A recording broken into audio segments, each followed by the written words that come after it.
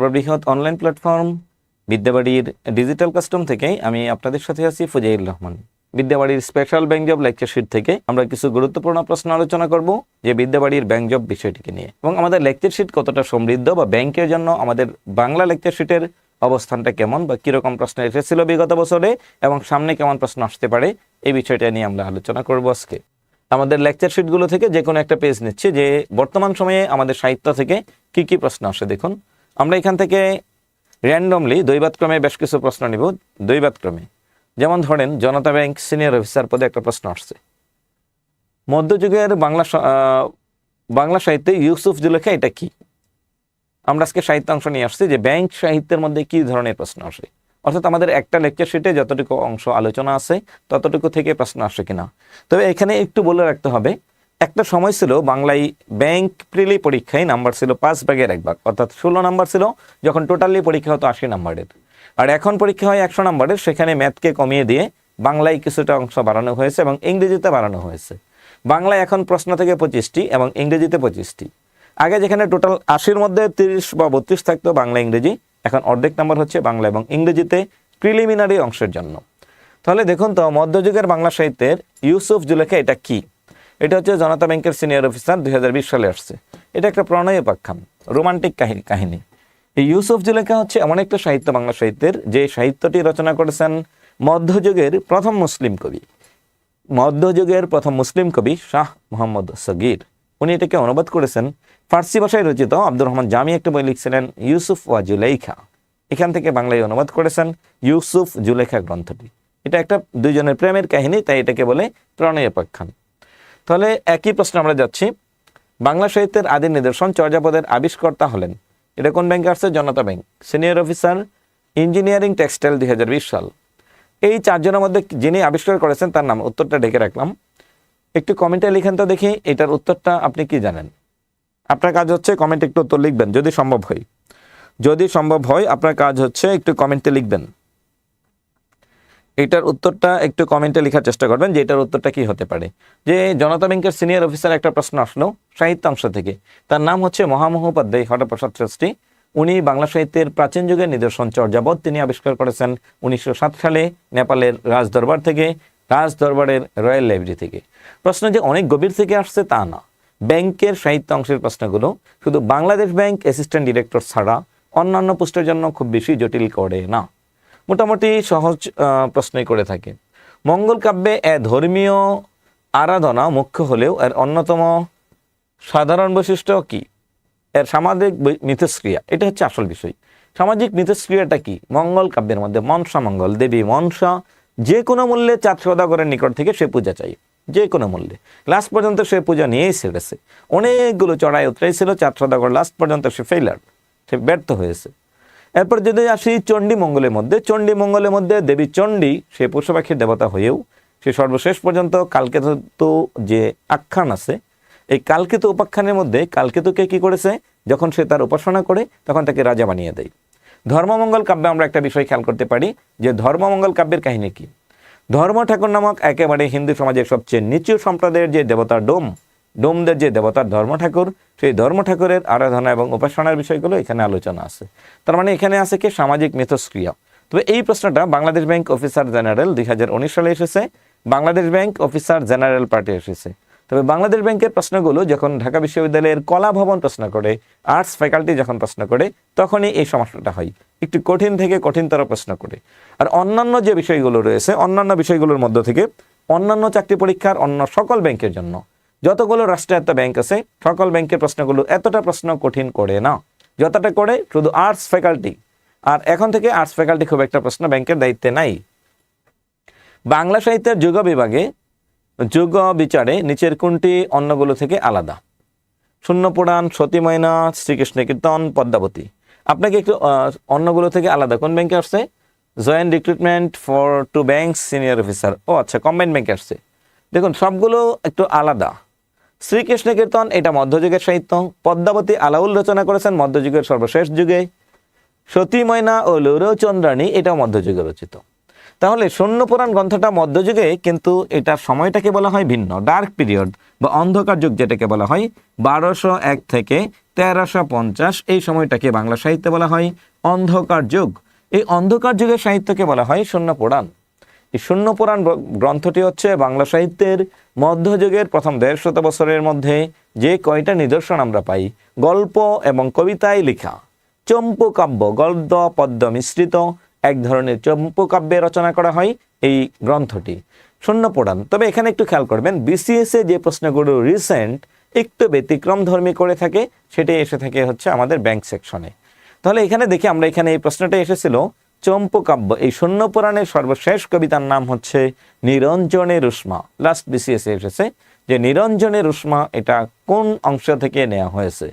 তার মানে আমরা দেখতে পাই অনেকটা অ্যানালাইটিক্যাল টাইপের প্রশ্ন, অ্যানালজি আইকিউ টাইপের প্রশ্ন, যে 4টা থেকে কোনটা ব্যতিক্রম, এই 5টার মধ্যে কোনটা ব্যতিক্রম, অথবা এই 3টার সাথে কোনটা মিল আছে, এটা হচ্ছে অনেকটা এই টাইপের। তার মানে এই প্রশ্নের উত্তর দিতে হলে আপনাকে বাকি 3টার সময়কাল জানতে হবে। তার মানে দেখতে ছোট মনে হলেও আসলে প্রশ্নটা ছোট নয়। এরপরে আসুন করচা, এটাও ঠিকই 19 সালে 20 সালে এটা হচ্ছে বিসিএস এ আসছে। করচা শব্দটা কি? করচা শব্দের অর্থটা কি? বাংলায় যদি বলি করচা পূবালী ব্যাংক লিমিটেড। এরপরে আসছে 2021 সাল আসছে চৈতন্যদেব এর জীবনী গ্রন্থ, জৈনুল আবেদিনের শিল্পকর্ম, রবীন্দ্রনাথ ঠাকুরের জীবনী গ্রন্থ, তারাশঙ্কর বন্দ্যোপাধ্যায় এর জীবনী গ্রন্থ। এই করচা শব্দের ইংরেজি যদি বলি সেটার নাম হচ্ছে ডায়েরি অর্থাৎ দিনলিপি।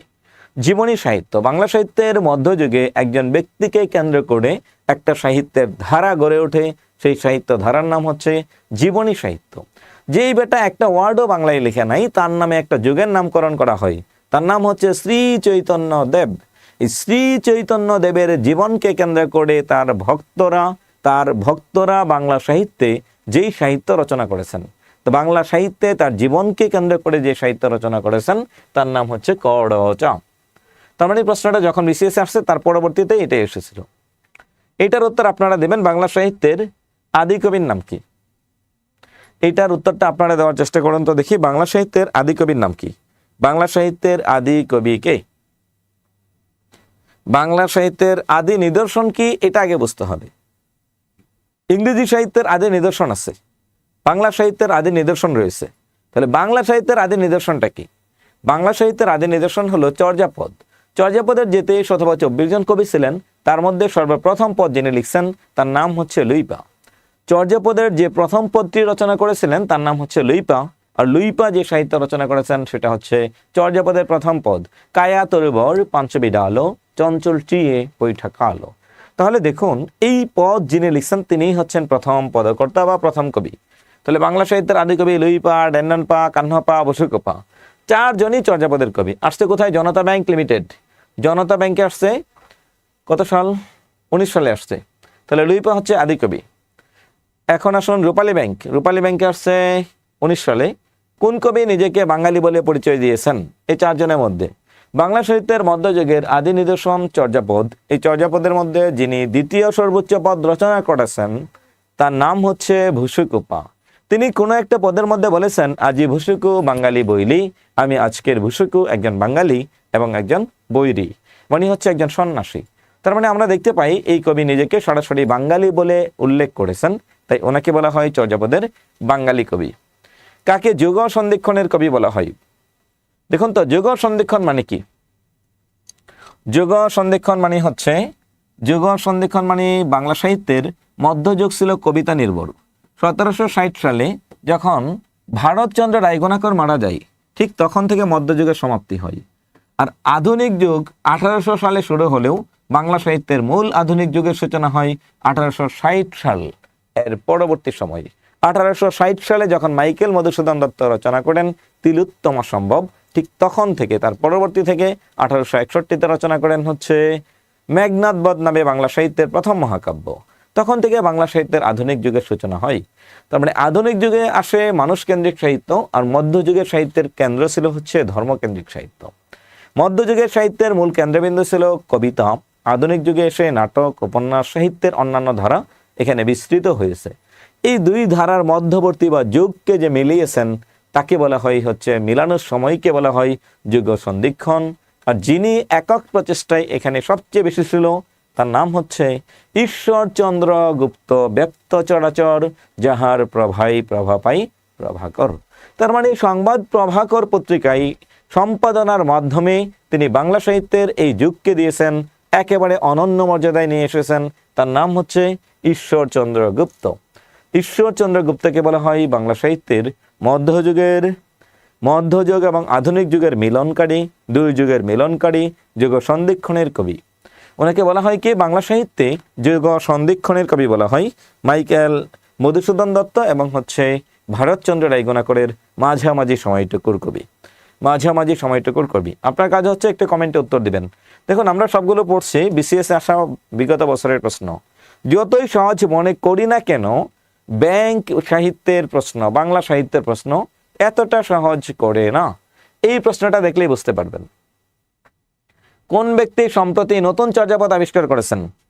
কোন ব্যক্তি সম্প্রতি নতুন চর্যাপদ আবিষ্কার করেছেন? তখন আমি ঢাকা বিশ্ববিদ্যালয়ের আবাসিক হল স্যার এফ রহমান হলের ছাত্র ছিলাম, ঢাকা বিশ্ববিদ্যালয়ের স্টুডেন্ট ছিলাম।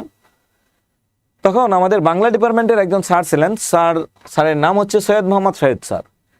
তিনি নেপালের তরাই ভূমি থেকে বেশ কিছু সাহিত্য, চর্যাপদের মতো কিছু সাহিত্য এনে 2018 সালে বাংলা একাডেমির বইমেলা থেকে তিনি এইটাকে প্রকাশ করেছেন, আর নাম দিয়েছিলেন হচ্ছে নতুন চর্যাপদ।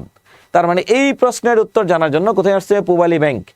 পূবালী ব্যাংক লিমিটেড 2019 18 সালে এটাকে বইকে প্রকাশ করা হয়। 18 সালের বাংলা একাডেমির বইমেলার 21শে ফেব্রুয়ারি 2018 সাল। ওই 21শে ফেব্রুয়ারির দিন বাংলা সাহিত্যের আরেকটি ঐতিহাসিক নিদর্শন হিসেবে তিনি এটার মোড়ককে উন্মোচন করেন। আর 19 সালে এই প্রশ্ন আসছে কোথায়? ব্যাংক প্রিলিতে। তার মানে এতটা সহজে আসেনি। প্রশ্নটা যে খুব সহজ এসেছে তা না। এখানে এসেই শতকরা 90% বিসিএস প্রত্যাশী বলেন আর প্রাইমারি এবং অন্যান্য গভর্নমেন্ট জব প্রত্যাশী বলেন, এই জায়গায় এসে একটু থমকে দাঁড়াবে, কারণ প্রশ্নটা একটু ব্যতিক্রম ধর্মী। চর্যাপদের আদি কবিকে, এটা আমরা একটু আগে পড়েছি, তাহলে আমরা পরবর্তী পেজে যাচ্ছি। তাহলে আমরা তো প্রাচীন আর মধ্যযুগ নিয়ে থাকবো নাকি একটু আধুনিক যুগের দিকে যাব? 21 সনে জন্মগ্রহণ করেছেন যে দুই কবি, এই আসুন বিপদ। এইবার বুঝেন, রূপালী ব্যাংকের একটা প্রশ্ন। 21 সনে জন্মগ্রহণ করেছেন যে দুই কবি। আমরা জানি বাংলা সাহিত্যে সচরাচর কবি সাহিত্যিকদের জন্ম সাল আসে না। ইংরেজি সাহিত্যে আমরা দেখতে পাই মাঝে মাঝে যুগের নাম আসে। রোমান্টিক পিরিয়ড কত সাল থেকে কত সাল, লিরিক্যাল ব্যালেড 1798 সালে তৈরি, প্রকাশ হয়, এটা কত সালে প্রকাশিত হয়, বা 1798 থেকে 1832 এটা কোন সাল, অথবা কোনটা জ্যাকোবিয়ান পিরিয়ড, কোনটা এলিজাবেথান পিরিয়ড, কোনটা রোমান্টিক পিরিয়ড, কোনটা রেনেসা পিরিয়ড, এরকম আসলেও বাংলা সাহিত্যে সরাসরি কবিদের জন্ম মৃত্যু আসে না। এইবার প্রশ্নটা কি করেছে, শুধুই কি জন্ম মৃত্যু নাকি আরেকটু ভেরিয়েশন দিয়েছে? শুধুই কি এটা জন্ম মৃত্যুতে সীমাবদ্ধ রয়েছে? দুই কবির জন্ম জানতে হবে, এক প্রশ্নের উত্তর পারতে হবে। এক প্রশ্নের উত্তর পারার জন্য আপনাকে দুইজন কবির জন্ম মৃত্যু জানতে হবে। দুইজন কবির জন্ম এবং মৃত্যুর সাল জানতে হবে। বলুন কোন দুজন কবির জন্ম এবং মৃত্যুর সাল পড়বেন? একই সালে জন্মগ্রহণ করেছেন। দেখুন ঈশ্বরচন্দ্র গুপ্ত, তার সাল দরকার নাই, দুই যুগের কবি। ওনার যুগ শেষ হলে, ঈশ্বরচন্দ্র শেষ হলে মাইকেলের শুরু, এটা মিলতে পারে না। দ্বিজেন্দ্রলাল রায় আর রবীন্দ্রনাথ মিলে না, সত্যেন্দ্রনাথ আর জসীমউদ্দিন মিলে না। 1899 সালে জন্মগ্রহণ করেছেন কাজী নজরুল ইসলাম এবং জীবনানন্দ দাশ। তিনি জন্মগ্রহণ করেছেন বরিশালে, আর উনি জন্মগ্রহণ করেছেন পশ্চিমবঙ্গের বর্ধমান জেলার আসানসোল মহকুমার চুরুলিয়া গ্রামে। তার মানে প্রশ্নটা যতটাই সহজ মনে হলো ততটাই সহজ না। রূপালী ব্যাংকের প্রশ্ন, রূপালী ব্যাংক। তারপরে প্রশ্ন দেখুন, বীরাঙ্গনা কাব্য গ্রন্থে মোট কয়টি পত্র সংকলিত আছে? প্রবাসী কল্যাণ ব্যাংকে আসছে। প্রবাসী কল্যাণ ব্যাংকে আসছে যে বীরাঙ্গনা কাব্যগ্রন্থে কয়টি পত্র সংকলিত হয়েছে। বীরাঙ্গনা, মাইকেল মধুসূদন দত্ত 4টি কাব্য রচনা করেছেন জীবনে। তিলোত্তমা সম্ভব, চতুর্দশপদী কবিতাবলী, বীরাঙ্গনা ও ব্রজাঙ্গনা। বীরাঙ্গনা বাংলা সাহিত্যের প্রথম পত্র কাব্য। এখানে বীর মহিলা, অর্থাৎ যে মহিলা বীর তারে আমরা বাংলায় এক কথাই বলি বীরাঙ্গনা। এখানে 11 জন বীরাঙ্গনার কথা বলা হয়েছে। এখানে 11 জন বীরাঙ্গনার কথা বলা হয়েছে। দেখুন কতটা কনফিউজিং উত্তর দিয়েছে। চতুর্দশপদী কবিতার মধ্যে 102টি সনেট আছে, লিখছে 104টি।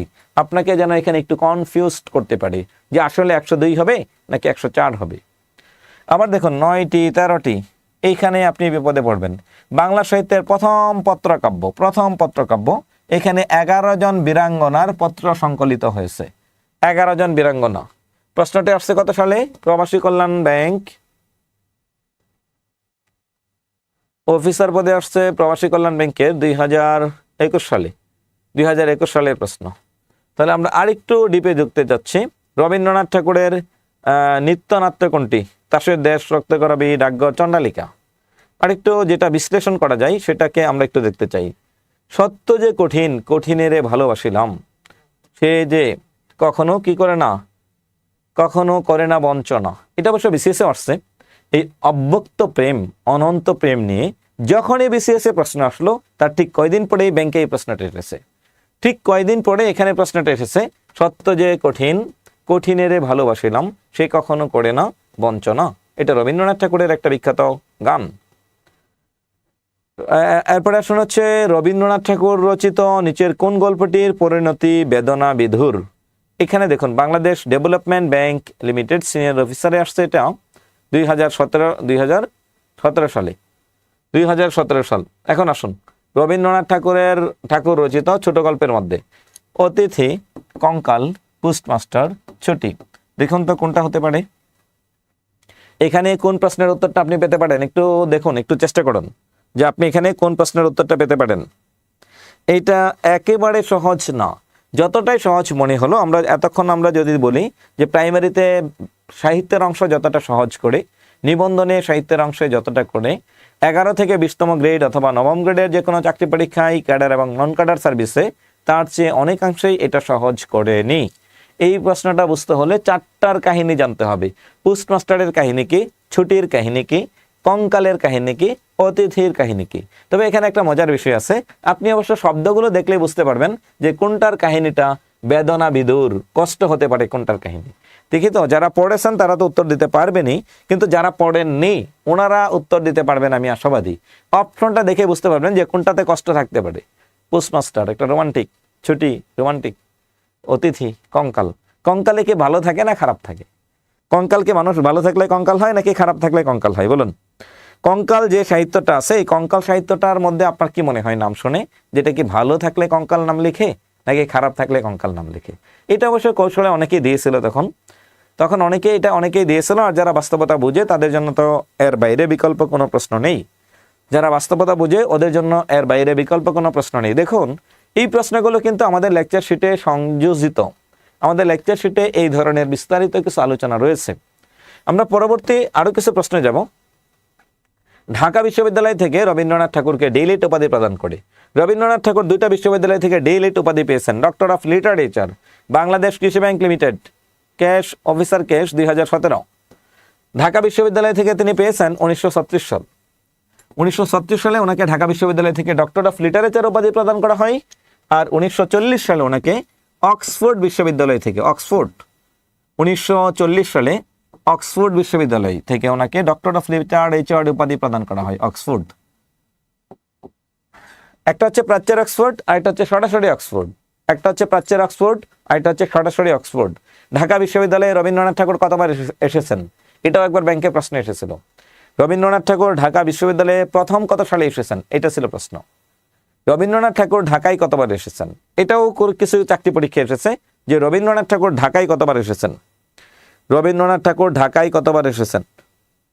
প্রথম এসেছিলেন 1926 সাল। তখন ঢাকা বিশ্ববিদ্যালয়ের জগন্নাথ হলে বসে একটি সাহিত্য রচনা করেছেন। সেই সাহিত্যের নাম কি? বাসন্তিকা গীতি কবিতা। এটাও আসছে। তার মানে প্রশ্নটা একেবারে সহজ করেনি। এতটা জটিল প্রশ্ন সচরাচর আমাদের চাকরি পরীক্ষায় কমই দেখতে পাই, যেটা ব্যাংক পরীক্ষায় এসেছে।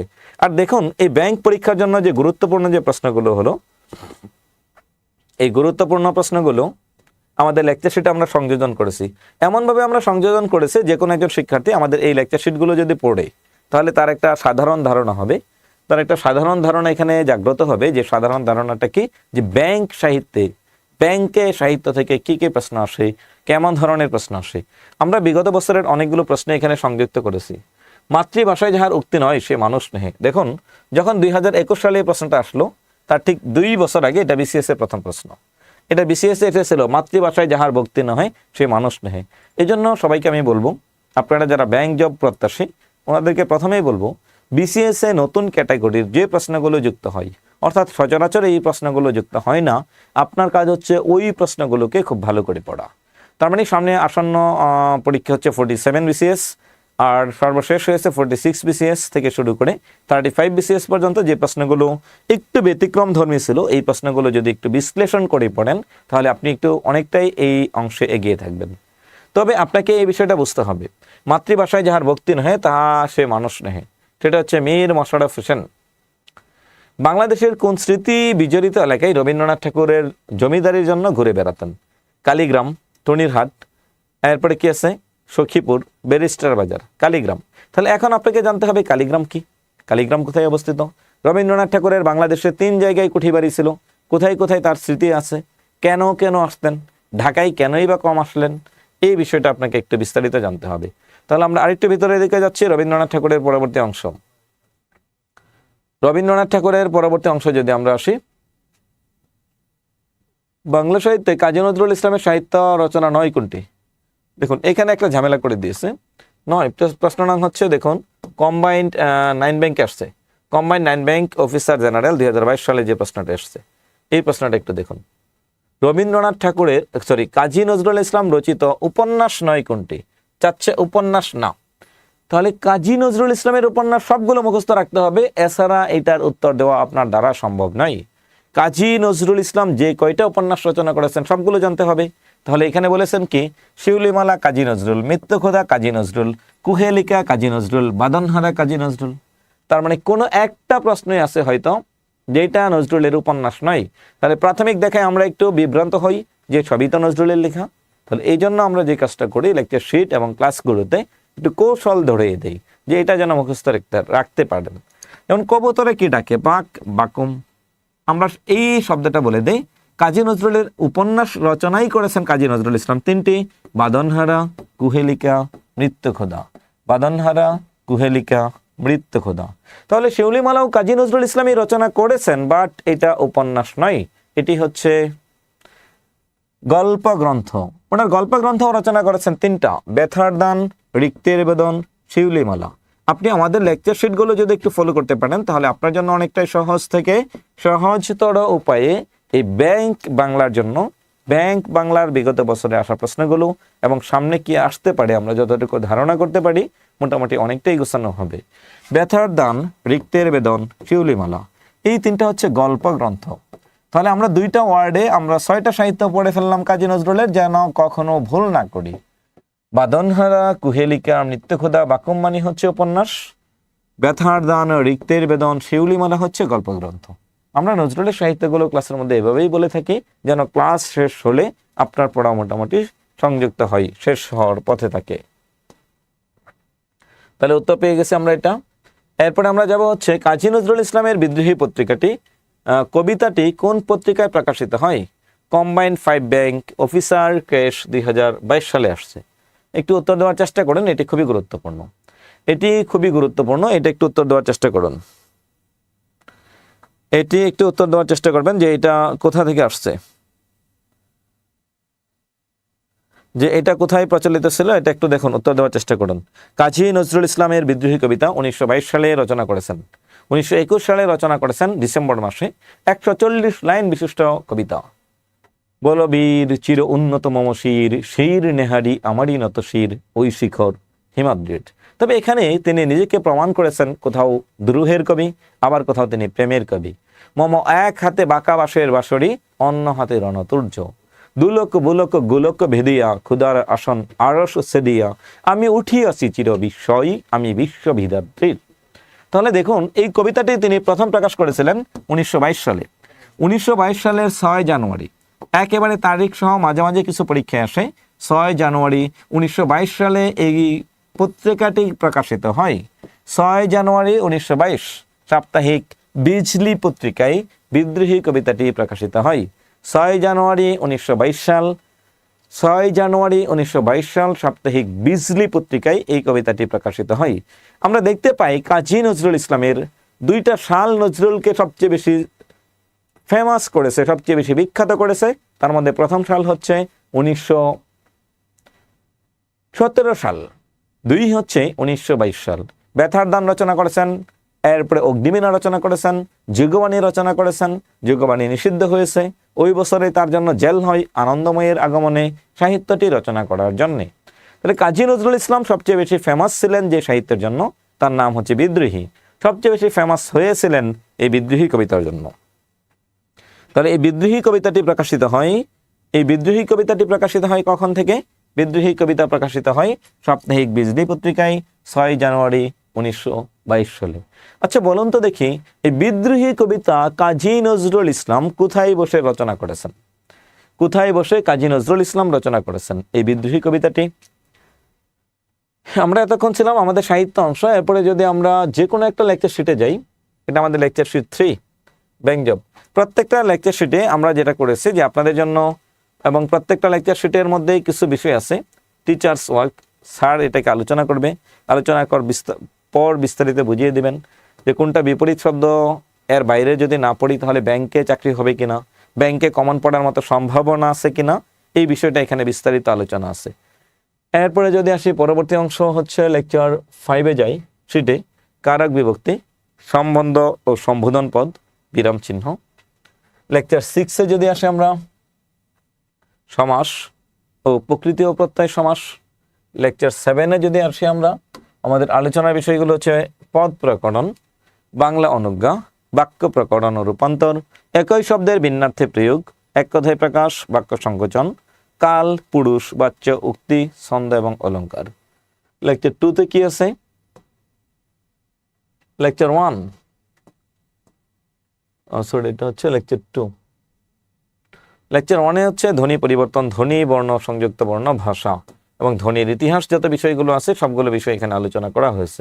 তবে এখানে একটা চিত্র দেয়া আছে, যে চিত্রটা দেখলে আমরা ধ্বনিতত্ত্বের বিষয়গুলোকে একটু ক্লিয়ার করতে পারি, যে আমার মুখের ভিতরে কোন কোন অঞ্চলগুলো কিভাবে উচ্চারিত হবে, কোন জায়গা থেকে কোন কোন বর্ণের উচ্চারণটা হতে পারে, এই বিষয়গুলো আমরা এখানে বিস্তারিত আলোচনায় নিয়ে এসেছি।